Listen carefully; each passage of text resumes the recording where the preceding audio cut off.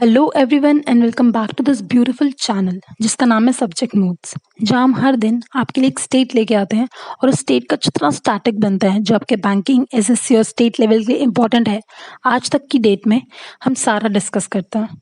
तो जो स्टेट आज हम डिस्कस करेंगे वो है West Bengal. But before we start the class हम एक बहुत ही पॉजिटिव से थॉट के साथ अपनी क्लास स्टार्ट करेंगे। जैसे कि आपको स्क्रीन पे दिख ही रहा है, your best teacher is your last mistake. Mistake, गलतियां किससे नहीं होती भाई, सबसे होती है। यहाँ कोई परफेक्ट, कोई सुपरमैन, कोई ही मैन नहीं है। और गलतियों का मतलब क्या है? गलतियों का तो मतलब ही ये है कि आप अपनी लाइफ में कुछ नया, कुछ अलग ट्राई कर रहे हैं। गलतियां तो तभी होती है ना जब हम कुछ अलग ट्राई करते हैं। कुछ पिछले 20-25 साल से वही घिसी पिटी लाइफ चला रहे हैं, वही चीजें रिपीट कर रहे हैं, तो कैसे गलतियां होंगी, है ना? आपको पता है जैसे दाग अच्छे हैं ना वैसे गलतियां भी अच्छी हैं अगर वो अच्छी चीजों के लिए की जाए। आपको एक और चीज पता है, जब हम छोटे हुआ करते थे ना तो we use to have that pencil जिसके पीछे ना इरेजर लगी होती थी। क्यों हम ऐसा क्यों करते थे? और 6 स्टैंडर्ड में जाके हमें पेन पकड़ा देते थे, क्योंकि हमारे पेरेंट्स को भी पता है कि अभी हम छोटे हैं, है ना, गलतियां करेंगे। जब हम बड़े हो जाते हैं तो हमें पेन पकड़ा देते हैं। और क्योंकि गलतियां तो, अब वो सोच रहे हैं कि अब बड़ा हो गया है, गलतियां कम करेगा। बट आपको भी पता है और मुझे भी पता है कि कोई यहाँ परफेक्ट नहीं है, तो गलतियां तो तब भी हो रही हैं। अगर आपसे गलतियां हो रही हैं तो पहले तो अपनी गलती को मानो कि हाँ मैं गलत हूँ। और अगर आप सच में गलत हैं तो देखो मैं कहाँ पे गलत हूँ, उसे इम्प्रूव करो और उस पे काम करना शुरू करो। जब आप ऐसा करेंगे ना तो आपका वो जो ग्रोथ वाला ग्राफ है ना वो ऊपर की तरफ जाने लगेगा। अगर आपको कोई आपकी गलती के लिए कुछ बोल रहा है तो उसको सुनो कि भाई हाँ कुछ अच्छा ही, अगर गलतियां निकाल रहा है तो क्या पता मैं सच में गलत हूँ। उससे झगड़ने मत लगना, ठीक है? अब आपको पता है इस दुनिया में ना दो दो तरह के लोग होते हैं। एक वो जो कभी कुछ अलग, कुछ नया ट्राई करने के लिए हेजिटेट नहीं फील करते हैं या हिचकिचाते नहीं हैं। और एक वो लोग जिनकी लाइफ जैसे चल रही होती है बस वो चलाए जा रहे हैं, चलाए जा रहे हैं, कुछ नया, कुछ डिफरेंट ट्राई करना ही नहीं चाहते। असल में ना जो लोग कुछ रिस्क, कुछ अलग, कुछ नया ट्राई करते हैं ना अपनी लाइफ में सक्सेसफुल भी वही होते हैं। क्योंकि ये जो दूसरे वाले लोग हैं ना, ये कुछ अलग नया ट्राई करना ही नहीं चाहते। ये इतने इंटेलिजेंट होते हैं, इनको लगता है कुछ भी ट्राई करने से पहले पहले ही सोच के बैठ जाते हैं, ये करूंगा तो वो हो जाएगा, वो करूंगा तो ये हो जाएगा। इस चक्कर में ये कभी कुछ नया ट्राई नहीं करते हैं। और इनका जो जो ग्रोथ का वो ग्राफ होता है ना वो एक सैचुरेशन पॉइंट पे आके रुक जाता है। यार कुछ अलग, कुछ नया नहीं ट्राई करोगे तो आपकी लाइफ में ग्रोथ कैसे आएगी? है कि नहीं? है ना? तो कुछ नया, कुछ अलग ट्राई करने में अगर आपकी गलतियां हो रही हैं और आप कुछ अच्छा सीख रहे हैं, आपकी लाइफ अच्छी बन रही है, तो क्यों नहीं? और वैसे भी जब तक आप बिखरेंगे नहीं ना, आप निखरेंगे नहीं। वेस्ट बंगाल, जिसकी कैपिटल या राजधानी है कोलकाता, जिसे हम सिटी ऑफ जॉय के नाम से भी जानते हैं। अब जो कोलकाता है, इससे इंपॉर्टेंट क्वेश्चन क्या बनता है और ये क्यों न्यूज में है, हम एक एक करके सब डिस्कस करेंगे। अब जो कोलकाता है, इससे सबसे इंपॉर्टेंट क्वेश्चन जो कई बार एग्जाम में पूछा गया है और रिपीट हुआ है वो ये है कि कोलकाता आपको कौन सी रिवर के पास मिलता है या ये कौन सी रिवर के पास बसा हुआ है। तो कोलकाता आपको मिलेगा हुगली रिवर या हुगली नदी के पास। अब जो कोलकाता है ये अभी रिसेंटली न्यूज में भी था। क्यों? क्योंकि इंडिया की, ये इंपॉर्टेंट क्वेश्चन बनेगा कि इंडिया की फर्स्ट अंडर वाटर ट्रेन कहाँ चलाई गई। तो ये चलाई गई कोलकाता में। Under which river? Hooghly river. ठीक है, तो ऐसे ही क्वेश्चन फ्रेम होंगे और आपसे ऐसे ही क्वेश्चन पूछे जाएंगे एग्जाम में। अब जो ट्रेन या रेलवे मंत्रालय या मिनिस्ट्री है, ये आपको किसके पास मिलती है? ये आपको मिलेगी पीयूष गोयल जी के पास। पीयूष गोयल जी के पास आपको एक और मंत्रालय या मिनिस्ट्री मिलेगी। वो कौन सी है? वो मिलेगी आपको कॉमर्स एंड इंडस्ट्री। अब पीयूष गोयल जी की अगर आपसे कॉन्स्टिट्यूएंसी पूछी जाए तो ये है राज्यसभा मेंबर फ्रॉम महाराष्ट्र। अब जो इंडियन रेलवे है, इंडियन रेलवे से जितने स्टैटिक पॉइंट्स बनते हैं वो हम एक एक करके अब सारे डिस्कस करेंगे। अगर आपसे पूछा जाए कि Indian father of Indian railway के नाम से कौन फेमस है या भारतीय रेलवे का जनक किसे कहा जाता है, तो आप मार्क करके आएंगे लॉर्ड डलहौजी। अब आपसे पूछा जाए कि वर्ल्ड में, पूरी दुनिया में फर्स्ट टाइम ट्रेन कहाँ पे चली थी, कौन सी जगह पे, तो आप मार्क करके आएंगे इंग्लैंड। लेकिन अगर आपसे पूछा जाए इंडिया में कब चली थी ट्रेन्स, तो आप मार्क करके आएंगे 16 अप्रैल 1853 में। ठीक है, और कहां से कहां तक? फ्रॉम बॉम्बे टू थाने। अगर आप ऐसी चीजों को रिलेट करके पढ़ेंगे ना तो आपको चीजें समझ में आएंगी। ठीक है। अब आपसे पूछा जाए कि पूरे वर्ल्ड का लार्जेस्ट रेलवे स्टेशन आपको कहाँ पे मिलता है, तो ये आपको मिलेगा यूएसए में भी कहाँ पे, न्यूयॉर्क में, ठीक है। और न्यूयॉर्क यूएसए की सबसे बड़ी सिटी है और उस रेलवे स्टेशन का नाम क्या है, उसका नाम है ग्रांड सेंट्रल टर्मिनल, ठीक है। और ये लार्जेस्ट किस बेसिस पे है, ये नंबर ऑफ प्लेटफॉर्म के बेसिस पे इसको हम लार्जेस्ट बोलते हैं। अब यूएसए से जो स्टैटिक का पार्ट बनता है वो क्या है, आपसे पूछा जा सकता है कि यूएसए की कैपिटल क्या है, तो यूएसए की कैपिटल है वॉशिंगटन, ठीक है। यहाँ की करेंसी या मुद्रा है डॉलर और यहाँ के प्रेसिडेंट हैं मिस्टर ट्रम्प, जो अपनी कंट्रोवर्शियल स्टेटमेंट के लिए फेमस है, ठीक है। अगर आपसे पूछा जाए यूएसए की पार्लियामेंट को क्या कहते हैं, तो वहां की पार्लियामेंट या संसद लगेंगी। अगर आप अब जो कोलकाता है, यहाँ पे आपको एक इम्पोर्टेंट चीज और मिलेगी कि आपसे पूछा जाए इलाहाबाद बैंक, यहाँ आप कंफ्यूज हो जाएंगे ना कि इलाहाबाद आया है तो मे बी ये यूपी वाला इलाहाबाद हो, लेकिन अगर आपसे पूछा जाए कि इलाहाबाद बैंक का हेडक्वार्टर आपको कहाँ पे मिलता है, तो आप मार्क करके आएंगे कोलकाता, जिसे अभी मर्ज कर दिया है किसके साथ, इंडियन बैंक के साथ, ठीक है। अब जो कोलकाता है, यहाँ की कुछ इंपॉर्टेंट सिटीज हैं जो एग्जाम में कई बार पूछी गई हैं, वो है सिलीगुड़ी को हम किस नाम से जानते हैं, इसको हम कहते हैं गेटवे ऑफ द्वार्स। क्यों, ऐसा क्यों है, ये इस नाम से क्यों फेमस है, तो आपको ना यहाँ पे सिलीगुड़ी में, वेस्ट बंगाल में जो सिलीगुड़ी है, यहाँ पे सबसे ज्यादा व्यापार या ट्रेड मिलेगा। और किसका मिलेगा, स्पेशली यहाँ पे टी और टिम्बर का मिलेगा, ठीक है। अब एक और फेमस जगह है जो वेस्ट बंगाल में पूछी जाती है, वो है आसनसोल, जो किस नाम से फेमस है, land of black diamond. Black है तो मतलब यहाँ हम कोल या कोयले की बात कर रहे हैं। लेकिन अगर आपसे पूछा जाए पूरे इंडिया में सबसे ज्यादा कोल है या जो कोयला है वो कहाँ पे प्रोड्यूस होता है, तो जो जगह the coal capital of India के नाम से फेमस है, तो वो है धानबाद, और ये कहाँ पे मिलेगी आपको, झारखंड में, ठीक है। अब यहाँ पे मलाडा एक जगह है, वो भी फेमस है और इसको हम कहते हैं मैंगो सिटी। अब आपको पता है जो मैंगो या आम है, ये इंडिया का भी नेशनल फ्रूट है। अगर आपसे पूछा जाए कि मैंगो डे कब सेलिब्रेट होता है, तो आप मार्क करके आएंगे 22 जुलाई।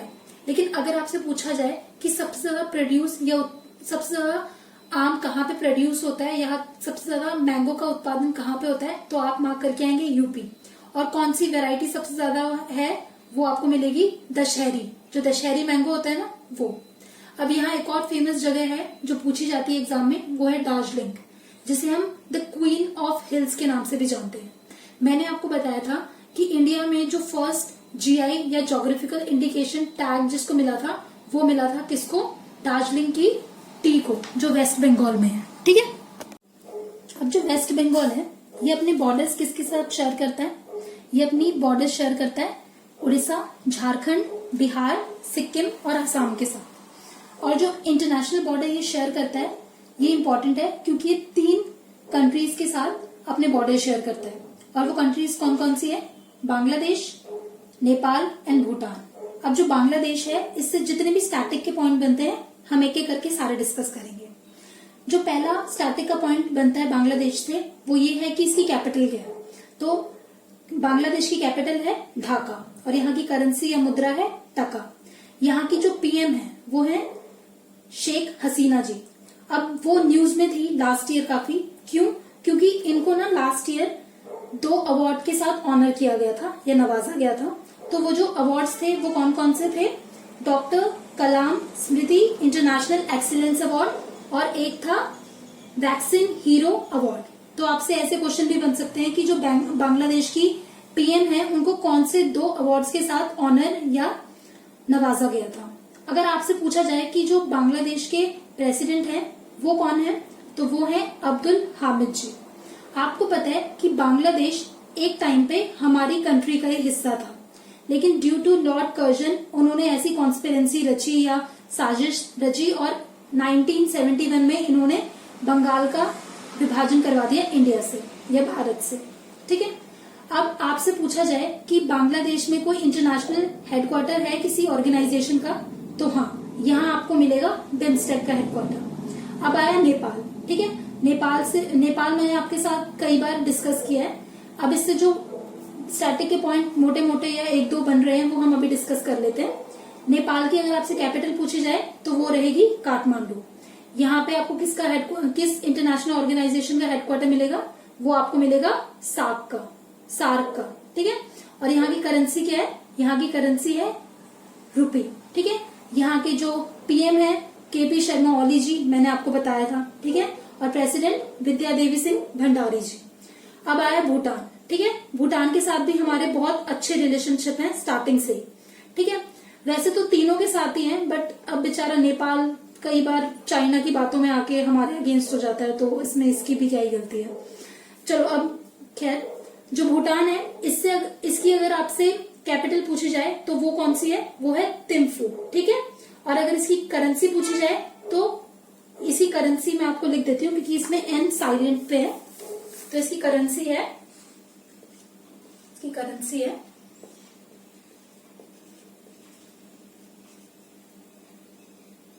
गुल ट्रम्प। ठीक है, यहाँ पे एन साइलेंट पे है, ये आपको विजिबल नहीं होगा, तो गुल ट्रम्प।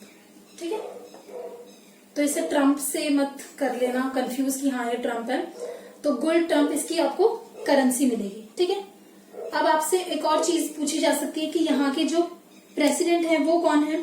तो यहाँ के कैपिटल जो वो है प्रेसिडेंट, वो है लोटे शिंग। तो श्रिंग से याद कर लो या लोटे से, एक ही बात है। ठीक है, अब यहाँ की जो स्टेट बर्ड है वो है किंगफिशर, जिसे हम हिंदी में नीलकंठ भी कहते हैं। ठीक है, लेकिन अगर आपसे पूछा जाए कि जो नीलकंठ महादेव टेम्पल है वो कहाँ पे है, तो ये आपको मार्क करके आना है यूके। ठीक है, अब यहाँ की जो स्टेट एनिमल है वो है फिशिंग कैट।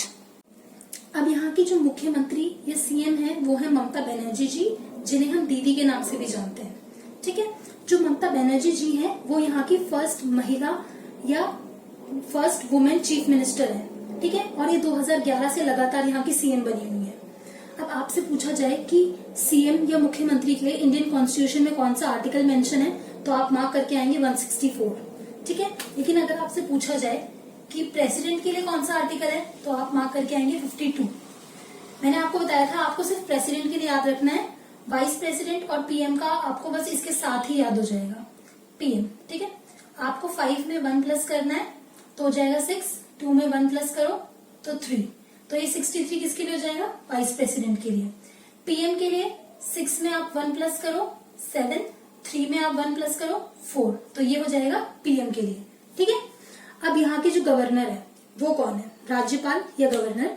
वो है जगदीप धनखड़ जी। ठीक है, हर स्टेट के अपने एक गवर्नर होते हैं, और स्टेट कितनी है हमारे कंट्री में? इसमें हमारी कंट्री में वो है 28। और अगर गवर्नर के लिए आपसे आर्टिकल पूछा जाए तो वो कौन सा है? 153 आर्टिकल। ठीक है, आपको पता है गवर्नर या राज्यपाल आपको सिर्फ स्टेट में ही मिलते हैं। जो यूटीज या केंद्र शासित प्रदेश है वहां पे आपको लेफ्टिनेंट गवर्नर या फिर एडमिनिस्ट्रेटर मिलेंगे। जो आपसे पूछे जा सकते हैं जिनके लेफ्टिनेंट गवर्नर, वो कौन से हैं? JNK, जम्मू कश्मीर और लद्दाख। यही क्यों पूछे जा सकते हैं आपसे? क्यों? क्योंकि ये लास्ट ईयर ही यूटीज बनी है। ठीक है, कब बनी थी ये यूटी? ये बने थे 31 अक्टूबर 2019 में। ये किसकी बर्थ एनिवर्सरी है? ये सरदार वल्लभ भाई पटेल जी की बर्थ एनिवर्सरी है, जिसे हम इंटरनेशनल यूनिटी डे के नाम से सेलिब्रेट करते हैं। अगर आपसे पूछा जाए इनकी वर्ल्ड का सबसे टॉलेस्ट स्टैचू कहाँ पे बना हुआ है, तो वो आप करके आएंगे मार्क, सरदार वल्लभ भाई पटेल जी का स्टैचू ऑफ यूनिटी कहाँ पे बना हुआ है? गुजरात में। कौन सी रिवर? नर्मदा रिवर के पास। तो आप ऐसे याद रख सकते हैं। और अगर आपसे पूछा जाए कि यहाँ JNK और लद्दाख के अभी लेफ्टिनेंट गवर्नर कौन है, तो JNK के हैं गिरीश चंद्र मुर्मू जी और लद्दाख के हैं राधा कृष्णन माथुर जी। और अगर आपसे पूछा जाए यूटी बनने से पहले जब ये दोनों कंबाइन थे और एक स्टेट थे JNK, जिसे हम जम्मू कश्मीर के नाम से जानते थे, तब यहाँ के राज्यपाल कौन थे? जो लास्ट एज अ गवर्नर यहाँ काम कर चुके हैं वो थे सत्यपाल मलिक जी, जो अभी एज अ गवर्नर काम कर रहे हैं कौन से स्टेट का? गोवा का। ठीक है, अब एक चीज और इम्पोर्टेंट है कि जो गवर्नर्स होते हैं ना, ऐसा नहीं है कि एक गवर्नर सिर्फ एक ही स्टेट के लिए काम कर सकते हैं, ऐसा कुछ नहीं होता। एक पर्टिकुलर गवर्नर 2 स्टेट भी एक साथ होल्ड कर सकते हैं और उसका एडिशनल चार्ज भी उन्हें मिल सकता है। अभी रिसेंटली जो यूपी की गवर्नर या राज्यपाल हैं आनंदीबेन पटेल जी, उन्हें एमपी का भी एडिशनल चार्ज मिला है। तो आप ऐसे भी चीजों को याद रख सकते हैं। हाई कोर्ट, अब आपसे पूछा जाए कि वेस्ट बंगाल का हाई कोर्ट कहाँ पे है, तो आप मार्क करके आएंगे कोलकाता। कब बना था? 1863 में। मैंने आपको बताया था एक एक्ट आया था, कौन सा? Indian high court act. कब आया था? 1862 में, जिसके अंडर 1863 में 3 हाई कोर्ट बने थे, कोलकाता, बॉम्बे एंड मद्रास। ठीक है। अब जो कोलकाता के एज अ चीफ जस्टिस अभी काम कर रहे हैं वहां पे वो कौन है? TBN राधाकृष्णन। ठीक है। अब हाई कोर्ट के लिए जो आर्टिकल मेंशन है भारत के संविधान या इंडियन कॉन्स्टिट्यूशन में, वो है 214। अब आपसे पूछा जाए कि एट प्रेजेंट इंडिया में कितने हाई कोर्ट हैं, तो आप मार्क करके आएंगे 25। सबसे नया वाला कहाँ पे खुला है अभी? आंध्र प्रदेश में। ठीक है।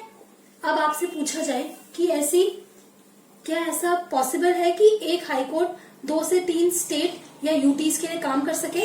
तो हाँ, मैंने आपको तो ऐसा पॉसिबल है। और ये कौन से आर्टिकल में मेंशन है इंडियन कॉन्स्टिट्यूशन या भारत के संविधान के? 213। और इसका एक बेस्ट एग्जांपल कौन सा है? गुवाहाटी वाला हाई कोर्ट। ठीक है, मैंने आपको लास्ट वीडियो में भी बताया था। अब आपसे पूछा जाए कि ये जो हाई कोर्ट है, क्या ऐसी कोई यूटीज भी हैं जिनके अपने खुद के हाई कोर्ट हैं? तो हाँ, ऐसी दो यूटीज भी हैं जिनके अपने खुद के हाई कोर्ट हैं। वो कौन कौन सी हैं? एक है दिल्ली और एक है जम्मू एंड कश्मीर। ठीक है। दो लास्ट ईयर मतलब 2019 से पहले अकेली दिल्ली ऐसी यूटी थी जिसका अपना खुद का एक हाई कोर्ट था। बट मैंने आपको बताया लास्ट ईयर JNK और लद्दाख भी यूटी बन गए हैं। तो अब ऐसी 2 यूटीज हो गई हैं जिनके खुद के अपने हाई कोर्ट हैं। ठीक है। अब ये तो हो गए स्टेट लेवल के लिए। सेंट्रल लेवल के लिए या केंद्र के लिए अब कौन सा कोर्ट है? वो है सुप्रीम कोर्ट। और ये कहाँ पे है? दिल्ली में। और इसके लिए आर्टिकल कौन सा मेंशन है इंडियन कॉन्स्टिट्यूशन या भारत के संविधान में? ये है 124। अब आप देखेंगे हाई कोर्ट और सुप्रीम कोर्ट के जो आर्टिकल है वो थोड़े एक जैसे ही हैं, बस इनके जो डिजिट है वो शफल हो गए हैं। इसका हो गया, सुप्रीम कोर्ट का हो गया 124 और इसका हो गया 214। ठीक है। अब आपसे पूछा जाए ये जो सुप्रीम कोर्ट है, यहाँ पे जजेस की रेशो कितनी है? तो ये है 33+1। 33 आपको जजेस मिलेंगे और एक चीफ जस्टिस। और एज अ चीफ जस्टिस अभी यहाँ पे सुप्रीम कोर्ट में कौन काम कर रहे हैं? अरविंद बोबड़े जी, जो 47th नंबर के चीफ जस्टिस हैं। तो आपसे ऐसे क्वेश्चन भी बन सकते हैं। ठीक है। अब आप पूछेंगे मैम ये जो सुप्रीम कोर्ट है ये तो कंट्री के लिए हो गया, लेकिन अगर ऐसी कोई सिचुएशन आ जाए जहां पे ना मतलब विद इन कंट्रीज, 2 कंट्रीज के बीच में ऐसे कोई डिस्प्यूट हो जाए, तो वो कहाँ पे सॉल्व होते हैं? तो उसके लिए भी एक ऑर्गेनाइजेशन है इंटरनेशनल लेवल पे, उसका नाम क्या है? ICOJ, international court of justice. कब बना था ये? 1945 में। ठीक है। इसका हेडक्वार्टर आपको मिलेगा हेग, नीदरलैंड्स में। नीदरलैंड्स की कैपिटल क्या है? एम्स्टर्डम। तो आपसे ऐसे भी पूछा जा सकता है। अब आपसे पूछा जाएगा इसके बारे में जो स्टैटिक पॉइंट है वो। ठीक है। इसके जो हेड है वो है अब्दुल कवी यूसुफ जी। और यहाँ पे आपको कितने मेंबर जजेस मिलते हैं? यहाँ आपको जजेस मिलेंगे 15। ठीक है, 15 जजेस मिलेंगे। और इंडिया से अभी वहां पे कौन रिप्रेजेंट कर रहा है इस कोर्ट में हमें इंडिया को? तो वो कर रहे हैं दलवीर सिंह भंडारी जी। ठीक है। तो ये स्टैटिक के पॉइंट आपको याद रखने हैं। अब जो इंटरनेशनल कोर्ट ऑफ जस्टिस है इसका काम क्या है? ये काम क्या करता है? जैसे आपको मैं एक एग्जांपल के साथ बताती हूँ। लास्ट ईयर कुलभूषण यादव जी काफी न्यूज में रहे थे, तो उनका जो केस था उनपे क्या लगा था? एलिगेशंस, बहुत सीरियस एलिगेशंस लगे थे कि जो पाकिस्तान था उन्होंने बोला था कि ये एज अ जासूस हमारी कंट्री में घुसा है इंडिया की तरफ से। तो वो 2 कंट्रीज जैसे पाकिस्तान और इंडिया के बीच में डिस्प्यूट हो गया था, तो वो केस यहाँ पे ही गया था। और वहां पे हमें जो मैंने अभी आपको बताया कौन जज एज अ काम कर रहे हैं, दलवीर सिंह भंडारी जी, उनके पास गया था। ठीक है। अब आपसे पूछ लिया जाए कि यहाँ के जो जजेस होते हैं इनका टेन्योर कितना होता है? तो वो टेन्योर आपको मिलेगा 9 इयर्स। ठीक है। और ये जो इंटरनेशनल कोर्ट ऑफ जस्टिस है ये आपको UN की बॉडी मिलेगी। ठीक है। जो UN है उसका हेडक्वार्टर आपको मिलेगा न्यूयॉर्क USA में। टोटल UN की कितनी बॉडीज है? 6। ठीक है। 6 में से जो जितनी 5 है वो उसका आपको हेडक्वार्टर मिलेगा न्यूयॉर्क में, लेकिन एक अकेली ऐसी ऑर्गेनाइजेशन जिसका हेडक्वार्टर आपको यूएन न्यूयॉर्क के बाहर मिलेगा यूएन की बॉडी का, वो है इंटरनेशनल कोर्ट ऑफ जस्टिस, जो कहाँ पे हेग नीदरलैंड्स, जिसकी जो कैपिटल है वो इसी कैपिटल क्या है, एम्स्टर्डम। ठीक है। अब यहाँ की जो लोकसभा है, यहाँ पे सीट कितनी है, ये है 42। ठीक है।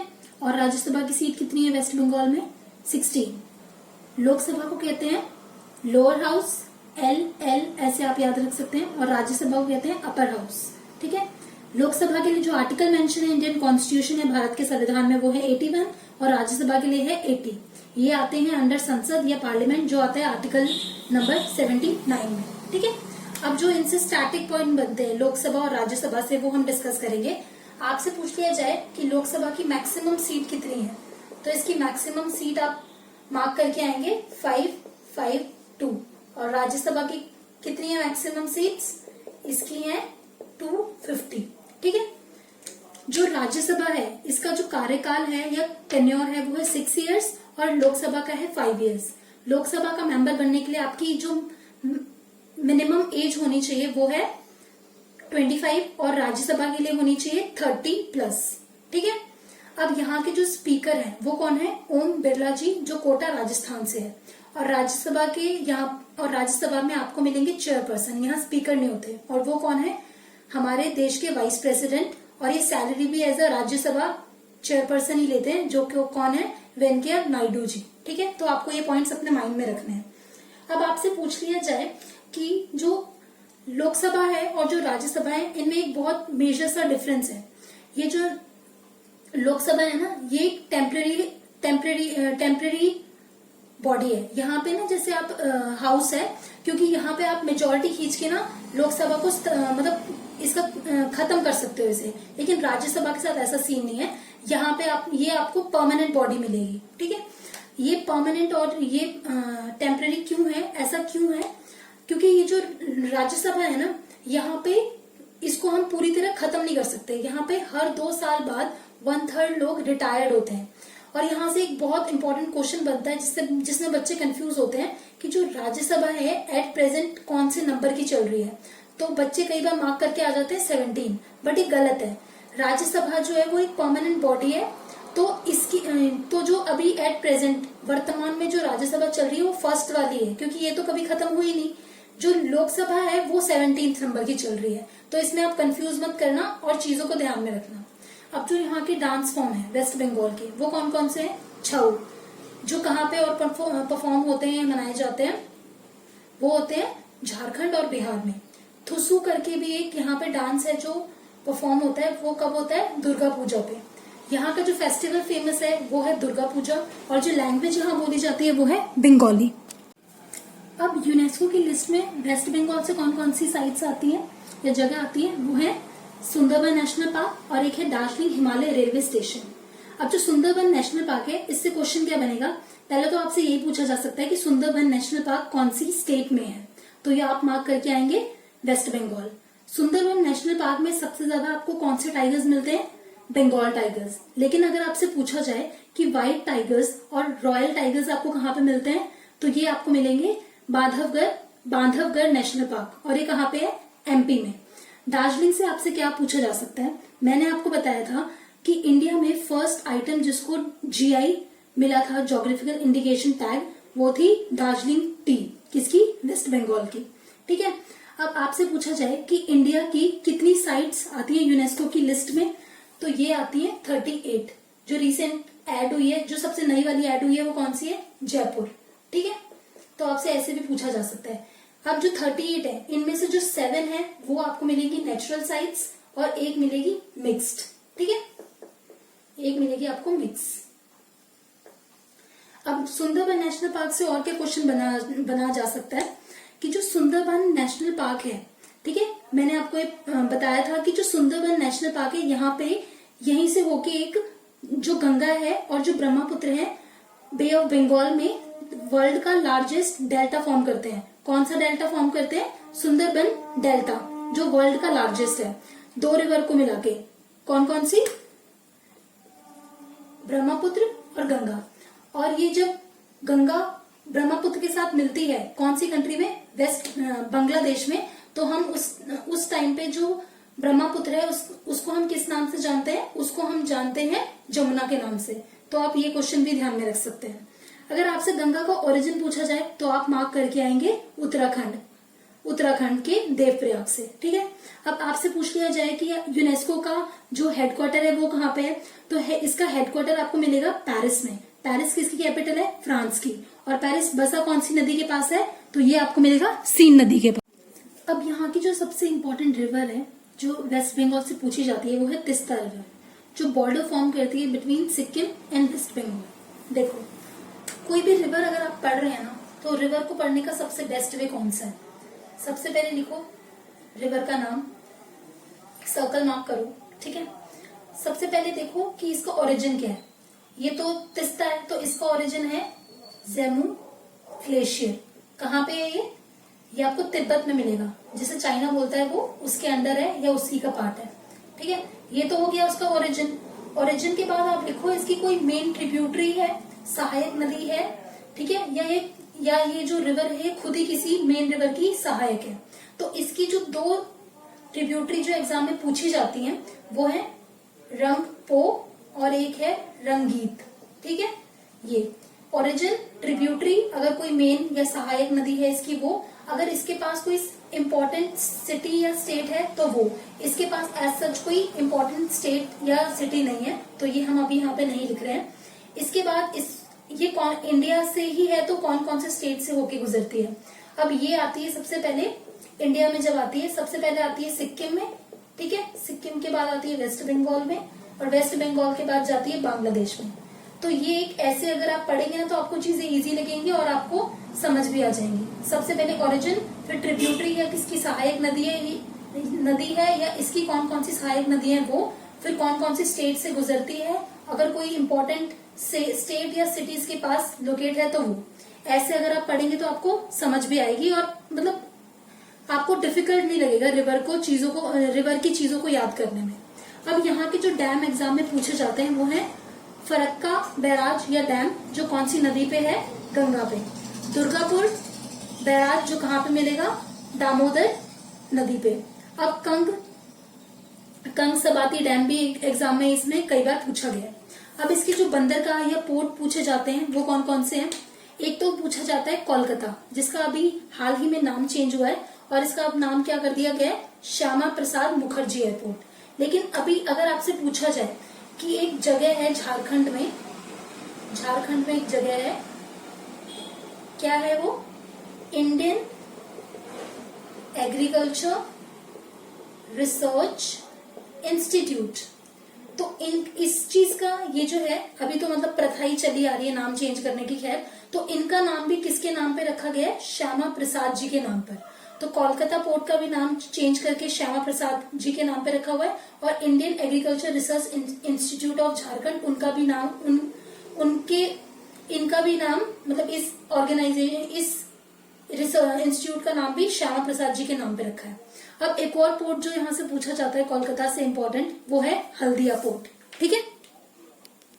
अब वेस्ट बंगाल के जो टेम्पल या मंदिर पूछे जाते हैं वो कौन कौन से हैं इम्पोर्टेंट। एक है श्री दक्षिणेश्वर टेम्पल, जो कहाँ पे है, हुगली नदी के पास। जो सेकंड मोस्ट इम्पोर्टेंट जो यहाँ से पूछा जाता है वो है इस्कॉन टेम्पल, जो किससे रिलेटेड या जुड़ा हुआ है, चैतन्य महाप्रभु जी से। ठीक है। अब यहाँ पे जो थर्ड मोस्ट इम्पोर्टेंट टेम्पल या मंदिर है वो है बेलूर मठ टेम्पल, जो किससे रिलेटेड है, स्वामी विवेकानंद जी से। अब इनके बारे में जो स्टैटिक पॉइंट बनते हैं वो हम एक एक करके डिस्कस करेंगे। पहले तो इनकी जो डेट ऑफ बर्थ है वो क्या है, 1863 12th ऑफ जनवरी, जिसको हम इंटरनेशनल यूथ डे के रूप में भी सेलिब्रेट करते हैं। ठीक है। अब आपसे पूछ लिया जाए और जो स्टैटिक इनसे पॉइंट बनते हैं वो कौन कौन से हैं, कि इनका जो चाइल्डहुड नेम था वो क्या था, इनका चाइल्डहुड नेम था नरेंद्र दत्त। ठीक है। नरेंद्र दत्त। इनके जो इनके स्वामी थे जिनसे इन्होंने शिक्षा प्राप्त की वो कौन थे, खेतड़ी महाराज। ठीक है। अब आपसे पूछा जाए कि इनसे रिलेटेड कौन कौन सी जो ऐसे मिशन थे जो इन्होंने चलाए, तो सबसे इंपॉर्टेंट जो आपसे पूछा जा सकता है वो है रामकृष्ण मिशन।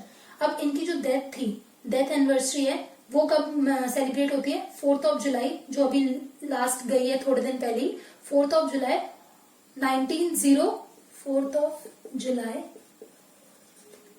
1902, ठीक है। और ये कहाँ पे मतलब इनकी डेथ हुई थी? इनकी डेथ हुई थी बेलूर मठ, वेस्ट बंगाल में, इसलिए ये टेम्पल इनसे रिलेटेड है, ठीक है। तो ये स्टैटिक के पॉइंट जो स्वामी विवेकानंद जी से बनते हैं, मैंने आपको सारे बता दिए। अब जो नेशनल पार्क यहाँ से पूछे जाते हैं वेस्ट बंगाल के, वो कौन कौन से हैं? Sundarban national park, Jaldapara national park, Neora national park, Singalila national park, Gorumara national park, और एक टाइगर रिजर्व पूछा जाता है, वो कौन सा है? Buxa Tiger Reserve. अब इसको याद करने के लिए मैं आपके लिए एक ट्रिक भी लेके आई हूँ, और इस ट्रिक का नाम है वेस्ट बंगाल की जलपरी नौरा सिंगल है और बड़ी ही सुंदर और गोरी बॉक्सर है। तो वेस्ट बंगाल से तो वेस्ट बंगाल हो गया, जलपरी से जलदापारा हो गया, नौरा से नौरा नेशनल पार्क हो गया, सिंगल से सिंगलिया नेशनल पार्क हो गया, सुंदर से सुंदरबन नेशनल पार्क हो गया, गोरी से गोरामुरा नेशनल पार्क हो गया, और बुक्सर से क्या हो गया? Buxa Tiger Reserve. तो आप ऐसे अगर याद रखेंगे तो आपको इजी रहेगा याद करने में। अब यहाँ पे जो वाइल्ड लाइफ सेंचुरी पूछी जाती है एग्जाम में, जो कई बार रिपीट भी हुई है, वो है रायगंज नेशनल पार्क। अब यहाँ के जो मेन इंपॉर्टेंट एयरपोर्ट, स्टेडियम और जो रेलवे स्टेशन या पार्क पूछे जाते हैं, वो कौन कौन से हैं? एक सबसे इंपॉर्टेंट पूछा जाता है हावड़ा नेशनल पार्क। तो ये आपको कहाँ मिलेगा? ये आपको मिलेगा वेस्ट बंगाल में। और ये वर्ल्ड का बिजिएस्ट, सबसे व्यस्त नेशनल स्टेशन है पूरे वर्ल्ड का, दुनिया का। अब यहाँ से एग्जाम में आपसे गार्डन पूछा जाता है, कौन सा? Eden garden. आपको पता है लास्ट ईयर इंडिया में फर्स्ट डे नाइट मैच हुआ था, तो वो ईडन गार्डन में ही हुआ था। और किस बॉल के साथ हुआ था? पिंक बॉल के साथ। क्यों हुआ था? पिंक बॉल को क्यों यूज किया गया था? क्योंकि रात में पिंक बॉल हमें विजिबल होती है। अब एक स्टेडियम और यहाँ से पूछा जाता है, वो कौन सा है? Salt lake stadium. अब यहाँ पे जो 2-3 और फेमस जगह हैं वो आपसे पूछी जा सकती हैं, वो कौन कौन सी हैं? एक तो है विक्टोरिया मेमोरियल, फोर्ट विलियम्स, और एक बोटॉनिकल गार्डन आपसे पूछा जाता है, जो किसके नाम पे है? आचार्य जगदीश बोस जी के नाम पे। यहाँ पे आपको एक Durgapur steel thermal power station भी मिलेगा। अब यहाँ पे एक इंटरनेशनल एयरपोर्ट भी है, कौन सा? Netaji Subhash Chandra Bose international airport. यहाँ पे आपको कंचनजंगा स्टेडियम भी मिलेगा, वो कहाँ पे है? सिलीगुड़ी में। अब यहाँ के जो ज्योग्राफिकल इंडिकेशन या जीआई हैं, वो कौन कौन से हैं? वो है दार्जिलिंग टी, और एक है जो जिसे अभी रिसेंटली मिला है जीआई, वो है मधुर काथी। ये एक तरह की चटाई या मैट जिसे हम कहते हैं, वो है। अब आपको पता है कि रिसेंटली इंडिया में ना चाइना के 59 एप्स को बैन किया हुआ है ना। तो आपसे एग्जाम में बैन हो गए हैं, तो आपसे एग्जाम में पूछा जा सकता है कि ये किस आर्टिकल के अंडर बैन हुए हैं। तो ये हुए हैं आर्टिकल नंबर 69A के अंदर, ठीक है। तो अब इंडियंस हैं, पूरे वर्ल्ड में अपने जुगाड़ के लिए फेमस हैं। तो इंडिया ने पहला जुगाड़ अपना कर लिया है, किसको रिप्लेस करके? कैम स्कैनर को, जो किसकी ऐप थी? चाइना की। इंडिया ने अपना खुद का एक सेल्फ स्कैन ऐप लॉन्च किया है, कहाँ पे? वेस्ट बंगाल में। हमारी दीदी जी ने कर दिखाया भाई। तो सेल्फ स्कैन ऐप इन्होंने अभी लॉन्च किया है, जो जिसने रिप्लेस कर दिया है? कैम स्कैनर को। तो अभी धीरे धीरे जो 59 ऐप है ना, इन सबका जुगाड़ आएगा। और अभी थोड़े दिन पहले जो हमारे वाइस प्रेसिडेंट है इंडिया के, नायडू जी, उन्होंने अपना एक खुद का इंडिया का एक social media app, element social media app launch किया है, जो मे बी शायद टिकटॉक को रिप्लेस करे। तो जितने लोग अभी ये करके रो रहे हैं कि भाई टिकटॉक बैन हो गया, तो थोड़ा सब्र रखो। ये इंडिया है, जुगाड़ के लिए फेमस है, एक एक करके हर एक चीज का जुगाड़ मिलेगा, ठीक है। तो रोने की जरूरत नहीं है। अब मैंने यहाँ पे एक छोटा सा ट्विस्ट रखा है, जो आपके एग्जाम पॉइंट ऑफ व्यू के लिए बहुत इंपॉर्टेंट है। जितनी भी इंटरनेशनल ऑर्गेनाइजेशन है, हम एक एक करके सबको डिस्कस करेंगे। आज हम 5 कर लेते हैं, इनके हेडक्वार्टर देख लेते हैं, फिर नेक्स्ट क्लास में हम लोग इनके हेडक्वार्टर भी रिवाइज कर लेंगे, फिर इनके जो हेड है उनको करेंगे, फिर नेक्स्ट टाइम हम उनके जितने मेंबर्स है उनको डिटेल में धीरे धीरे करके करेंगे, ठीक है। क्योंकि अगर आप एक साथ चीजों करने बैठेंगे ना तो आपको कुछ समझ नहीं आएगा और सब शफल हो जाएगा माइंड में। तो जो फर्स्ट ऑर्गेनाइजेशन आज हम कर रहे हैं वो है वर्ल्ड हेल्थ ऑर्गेनाइजेशन, जिसे हम शॉर्ट फॉर्म में WHO भी कहते हैं। और ये अभी काफी न्यूज में है क्योंकि कोविड-19 चल रहा है। तो इसका हेडक्वार्टर आपको मिलेगा जिनीवा में। जिनीवा कहाँ पे? हेडक्वार्टर में, स्विट्जरलैंड में।